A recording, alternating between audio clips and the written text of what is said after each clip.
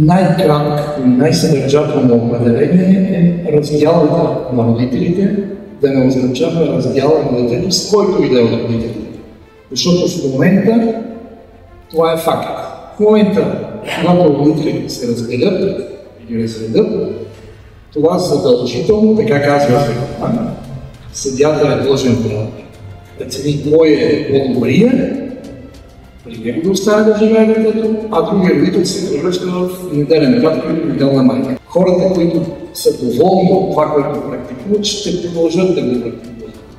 Тези, които искат да продължат да правят това, което правят в момента, ще продължат да го правят. Най-лесният начин за оборване на презумпцията е с споразумение.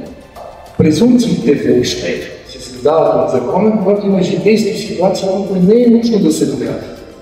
А предварително е ясно, че са така, но биват оборими и необорими. Оборими, когато са всички доказателствени средства, свидетели, експертизи, моменти се доказват, че не е така. И презумпцията е оборена. Необорима е в случаите, когато законът не позволява на презумпцията да се обори, каквато е презумпцията за бащината на съд. Ето сега в момента е задължително съда и да иска да разпореди, въпреки че има такива смели решения, съда и да иска да разпореди 50 на 50 както е. Той не може, защото има едно доста немотивирано решение от 2016 година тълкователно, което казва не. Законът бил казал, трябва да изгоня съда единия от родителите, който да стане отглеждащ, а другия става да отглеждащ и другия, значи глава. Това се променя. И сега, влезем ли в съда, съда е длъжен да приеме, че и двамата родители са добри, което е нормалната ситуация. Колко добри е един въпрос. Това са нормални хора, с нормална работа, с нормално ежедневие. Но ако един е лош, това подлежи на доказване. Точно така.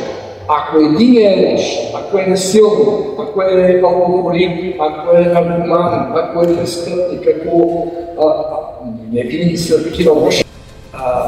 Всяка една такава дискусия, темата за насилието буквално се втупва и я съсипва.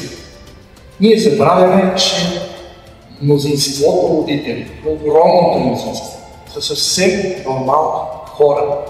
Те ходят на работа, връщат се, гледат се децата, обаче става така, че се разделят или развеждат. И когато го направят това нещо, едва тогава да установяваме, че трябва да се раздели единия из детето, живота им се променя по този начин и на детето, и на тях. Този закон, тази реформа, търси начин това да не се случи и да стане леко на тези добри хора. Когато има насилие, има си закон, защото от домашно насилие. Кой обаче защитава интереса на детето? Кой? Не, това искам да кажа. Ние пропускаме една от най-важните съществени части от реформа. Това, което казва колегата, вярно. Да, при променени обстоятелства може да водим дело. Това, което не казва и кой време продължава това. 2-3 години, 5. Аз имам случаи, когато идва човек, намерил се нова работа. Отказва се от нея, защото разбра, че ще получи новия си режим след 3 инстанционно производство. На какво прилича това? Една от съществените части на реформата е създаване, може би трябва да се го пълни още, сигурно трябва да се го пълни, защото не е съвършено, специално исково производство за родителски спорове. Така че, ако родителите не спорят за насилие, а спорят за нещо хубаво, в кое училище да го запишеш? В спортното или в музикално? В момента съдебната система е длъжна да разреши такъв спор, но тя не е в състояние нито да го разреши материално, нито на време. Има дори решения на Върховния касационен съд, в които не се признава, че така наречено неотглеждащ родител и на който не са предоставени правата, не може да води искове от името на детето, което не е вярно. Въпреки този запис на всяко едно съдебно решение, че се предоставя упражняването на родителските права на майката или бащата, аз питам, какво се предоставя на този родител, което той вече няма. Това е една върховна глупост в нашия закон. Даваш права на някого, които той вече ги има. Същевременно не се отнемат права от другия родител. В никакъв случай. Само че има така скърица на юридическа мисъл тук там, които го тълкуват точно така, че като се предоставят на единия, излиза, че се отнемат от другия. Искам ясно да кажа, че ограничаването и лишаването на родителски права може да стане по родителски права, но това е съвършено различна процедура, на съвършено различно място и на съвършено различни основания. Не и казвам. Затова е грешно да говорим за родител, който има родителските права и който ги няма.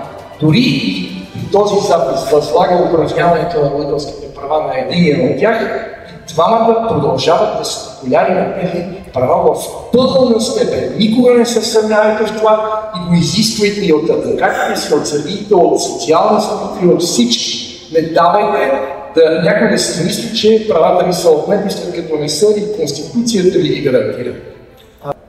Само по повод на изключенията. Кърменето и присъствието на бащата в живота на детето не са алтернативи. Не е или едното или другото, а и двете. Както казах, събираме се всички специалисти и решаваме как това да стане. Не просто да изтъргнем бащата от живота на детето. Ако бащата не присъства в живота на бебето в кърмачето, тази връзка след това има нарушена. Аз имам друга експертиза. Също другия критерий, голяма географска отдалеченост.